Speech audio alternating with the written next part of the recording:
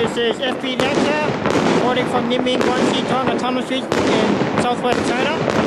And this is February 4th, the second day of the Lunar New Year.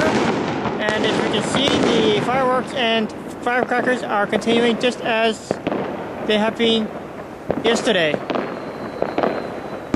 And it sounds as though there is competition between this side of the city and behind me, and to the left and the right. Air quality condition is just as bad as it was yesterday, with the burning of old firecracker and gunpowder. It feels and sounds just like a military war zone.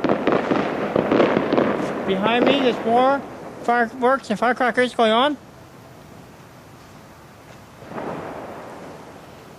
Alright, thank you very much for watching this edition of FB Nexa TV.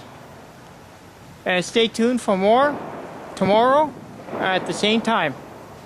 Thank you very much for watching. Goodbye for now.